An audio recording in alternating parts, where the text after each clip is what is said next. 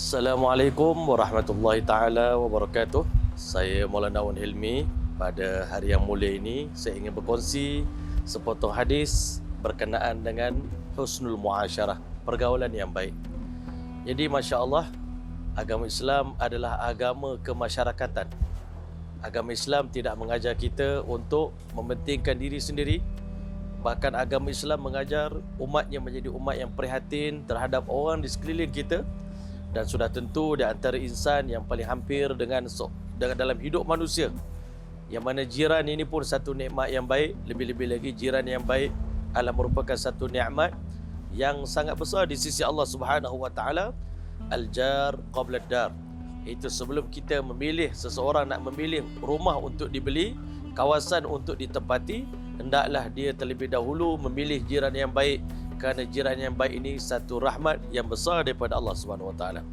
Jadi insya-Allah pada kesempatan ini saya ingin berkongsi sepotong hadis yang diriwayatkan oleh Sayyidina Abdullah bin Abbas radhiyallahu taala anhu, di mana beliau mendengar baginda sallallahu alaihi wasallam telah bersabda, "Laisal mu'min billadhi yashba'u wa jaruhu ja'i'un ila jambihi." Bukanlah seorang itu dinamakan seorang yang beriman ketika mana dia sedang menikmati kekenyangan pada waktu malam, sedangkan jiran di samping rumahnya berada dalam keadaan kelaparan. Hadis ini diriwayatkan oleh Imam Baihaqi dalam kitab Syu'abil Iman. Jadi apakah penerangan tentang laisal mu'min alladhi yashba'u wa jaruhu ja'i'un? Itu apakah maksud daripada hadis ini? Kata ulama, Nabi sallallahu alaihi wasallam mengatakan laisal mu'min, bukan orang beriman. Maksud di sini bukanlah seorang tadi menjadi kafir disebabkan tidak berbakti, tidak berbuat baik kepada jiran, tetapi maksud daripada hadis ini nafyu kamalil iman, iaitu menafikan kesempurnaan iman.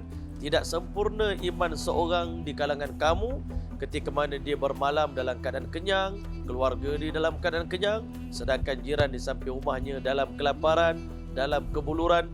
Ini menunjukkan bahawasanya dalam diri satu orang tadi ada tiga sifat yang buruk. Yang pertama, maruah dia begitu rendah kerana sanggup membiarkan jirannya dalam keadaan lapar. Yang kedua, menunjukkan kepada orang di sekeliling kita bahawasanya betapa dalamnya sifat kikir atau sifat bakhil yang ada pada diri seseorang sehingga tergamak membiarkan jirannya dalam kelaparan. Dan yang ketiga, bila kita membiarkan jiran kita dalam kelaparan sedangkan kita kekenyangan, menunjukkan betapa kerasnya hati kita yang tidak mempedulikan nasib orang di sekeliling kita, padahal jiran ini merupakan satu nikmat yang besar daripada Allah Subhanahu wa taala. Sebab itu dalam surah An-Nisa Allah Subhanahu wa taala firman, wa'budullah wa la tusyriku bi syai'an wa bil walidaini ihsanan wa bidzil qurba wal yatama wal masakin wal jari dzil qurba wal jaril junub. Masya-Allah, ada jiran yang ada dua, masya-Allah. Dua jenis jiran. Yang pertama, wal jari dzil qurba, jiran yang ada hubungan kekeluargaan dengan kita ataupun jiran yang dekat dengan kita. Wal jaril junub, ataupun jiran yang jauh yang tidak ada hubungan kekeluargaan dengan kita. Berbakti kepada jiran yang ada hubungan kaum kerabat dengan kita, masya-Allah, dapat dua pahala. Yang pertama, pahala berbuat baik kepada jiran. Yang kedua, pahala silaturahim. Dan ulama kata lebih-lebih lagi kalau jiran itu ada sedikit permusuhan dengan kita, maka kita membuat ihsan kepada mereka, menunjukkan bahawasanya kita akan dapat pahala yang ketiga, iaitu pahala memperbaiki hubungan dengan orang yang berbuat keburukan dengan kita. Sebab itulah Nabi SAW berpesan kepada para sahabat, sebagai salah satu daripada tanda kita memuliakan jiran kita adalah dengan memperbanyakkan kuah dalam hidangan ataupun juadah yang kita sediakan. Lebihkan kuah supaya kita dapat membahagi-bahagi, berkongsi rezeki yang Allah kurniakan kepada kita dengan jiran tetangga kita. Seandainya jiran kita orang kaya pun kita digalakkan untuk memberikan, masya-Allah, berkongsi rezeki dengan mereka. Bahkan kalaulah seandainya jiran kita itu seorang kafir yang tidak beriman kepada Allah pun, berbakti kepada mereka, berkongsi rezeki dengan mereka. Mudah-mudahan berkat rezeki yang kita berikan, Allah telah buka pintu hidayah ke dalam hati mereka. Jadi kerana itu, masya-Allah, marilah sama-sama kita sentiasa peka dan prihatin tentang keadaan jiran di sekeliling kita. Hakikat sebenarnya jiran adalah merupakan anugerah yang besar daripada Allah Subhanahu Wa Taala.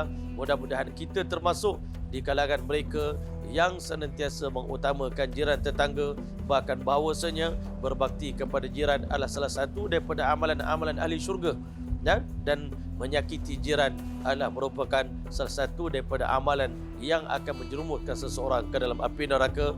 Marilah sama-sama kita perhatikan nasib orang di sekeliling kita. Kalau kita dalam kekenyangan, bahkan ulama memberikan nasihat kepada kita, kalau kita tak mampu memberikan kemewahan, berkongsi kemewahan, kesenangan dengan jiran kita, sekurang-kurangnya kita jangan zahirkan di hadapan jiran kita kemewahan kita, kerana mungkin disebabkan kita menunjuk-nunjuk kepada jiran kita kesenangan kita, menyebabkan hati mereka akan pecah, hati mereka akan kecewa, mereka akan bersedih. Ini bukanlah akhlak yang dianjurkan oleh baginda Muhammad SAW. Mudah-mudahan hadis yang kita kongsikan bersama pada hari ini dapat kita hayati dan kita amalkan dan kita sampaikan dalam kepada orang di sekeliling kita, insya-Allah. Sekian daripada saya, wabillahi taufik wal hidayah. Wassalamualaikum warahmatullahi taala wabarakatuh.